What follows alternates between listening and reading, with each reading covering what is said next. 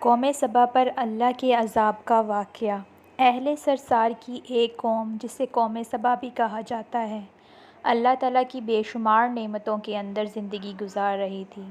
یہ قوم ایک عظیم تہذیب و تمدن کی مالک تھی۔ حضرت داؤد علیہ السلام اور حضرت سلیمان علیہ السلام کی باعظمت حکومتوں کے بعد ان کی حکومت زبان زد خاص و عام تھی۔ کہا جاتا ہے کہ یہ لوگ گندم کے مغز سے آٹا پیس کر روٹیاں پکاتے تھے۔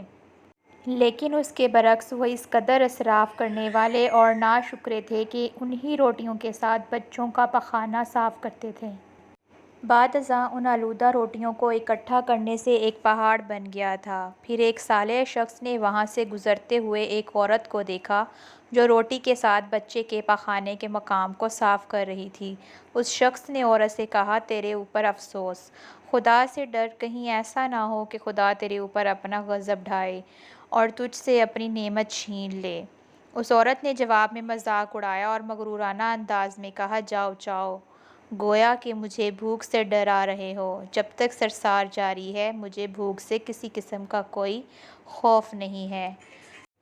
کوئی زیادہ عرصہ نہیں گزرا تھا کہ اللہ تعالیٰ نے ان لوگوں پر اپنا غضب ڈھایا۔ پانی جو کہ زندگی کی بنیاد ہے ان لوگوں سے چھین لیا، یہاں تک کہ قحط نازل ہوا۔ بات یہاں تک پہنچ گئی کہ ان کی ذخیرہ کی ہوئی تمام غذا ختم ہو گئی۔ آخر کار وہ مجبور ہو گئے کہ انہیں آلودہ روٹیوں پر ٹوٹ پڑیں جو ان لوگوں نے اکٹھی کرکے پہاڑ کے مانند ڈھیر لگایا ہوا تھا، بلکہ وہاں سے روٹی لینے کے لیے صف لگتی تاکہ ہر کوئی وہاں سے اپنے حصے کی روٹی لے سکے۔ کفران نعمت، قحط اور ان کی بدحالی کے بارے میں متعدد روایات موجود ہیں۔ سورۃ النحل کی آیت نمبر 112 اور 113 میں یوں ارشاد ہوتا ہے، اور اللہ نے اس بستی کی بھی مثال بیان کی ہے جو محفوظ اور مطمئن تھی۔ اس کا رزق ہر طرف سے باقاعدہ آ رہا تھا، لیکن اس بستی کے رہنے والوں نے اللہ کی نعمتوں کا انکار کیا تو خدا نے انہیں بھوک اور پیاس کا مزہ چکھایا، صرف ان کے ان اعمال کی بنا پر جو کہ وہ انجام دے رہے تھے۔ اور یقیناً ان کے پاس رسول آیا تو ان لوگوں نے ان کو جھٹلایا، تو پھر ان تک عذاب آ پہنچا کہ یہ سب ظلم کرنے والے تھے۔ اسی قوم سبا کے بارے میں ایک اور واقعہ بیان ہوتا ہے کہ ان لوگوں نے اپنی زراعت کو بہتر طور پر کاشت کرنے کے لیے پانی ذخیرہ کرنے کی خاطر بلک کے دو پہاڑوں کے درمیان ایک بہت بڑا بند معرب تعمیر کیا ہوا تھا۔ سوراخ اور دوسرے پہاڑوں سے گزرا ہوا پانی اس بند میں آ کر وافر مقدار میں جمع ہو جاتا تھا۔ قوم سبا نے اس پانی سے صحیح طور پر استفادہ کرتے ہوئے وسیع و عریض اور بہت سے خوبصورت باغات لگائے اور کھیتی باڑی کو رونق بخشی۔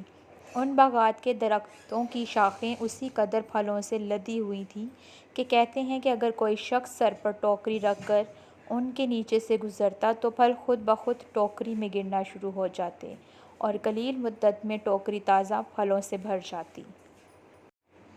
لیکن نعمتوں کی کثرت نے انہیں شکر کرنے کے بجائے سرمست اور غافل کر دیا تھا، یہاں تک کہ ان کے درمیان بہت بڑا طبقاتی نظام وجود میں آ چکا تھا۔ ان میں سے صاحب اقتدار لوگوں نے کمزوروں اور ضعیفوں کا خون چوسنا شروع کر رکھا تھا، یہاں تک کہ ان لوگوں نے خدا سے ایک احمقانہ التماس کیا جس کا ذکر سورہ سبا کی آیت نمبر 19 میں ملتا ہے۔ انہوں نے کہا، خدایا ہمارے سفروں کے درمیان فاصلہ زیادہ کر دے۔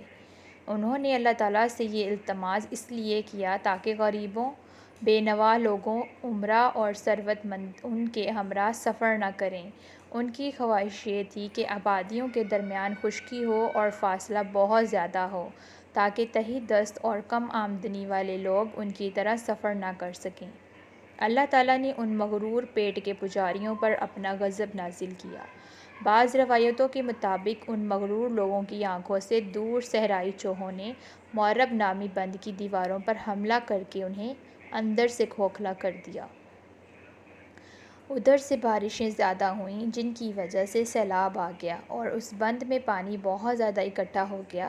اچانک بند کی دیواریں ٹوٹیں اور اس سے ایک بہت بڑا سیلاب آیا جس میں تمام دیہات، آبادیاں، مال مویشی، باغات، کھیتیاں، ان کے محل اور گھر پانی میں غرق ہو کر نابود ہو گئے۔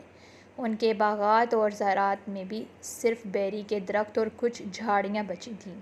خوش الحان پرندے وہاں سے کوچ کر گئے تھے، جبکہ الوؤں اور کوؤں نے قوم سبا کے کھنڈرات میں اپنے گھونسلے بنا تھے۔ اس بات کا ذکر سورہ سبا کی آیت نمبر 15 اور 16 میں ملتا ہے، اور آخر میں سورہ سبا کی آیت نمبر 17 میں قرآن کریم میں اس واقعہ کا یوں نتیجہ نکالا ہے: یہ ہم نے ان کی ناشکری کی سزا دی ہے، اور ہم ناشکروں کے علاوہ کسی کو سزا نہیں دیتے۔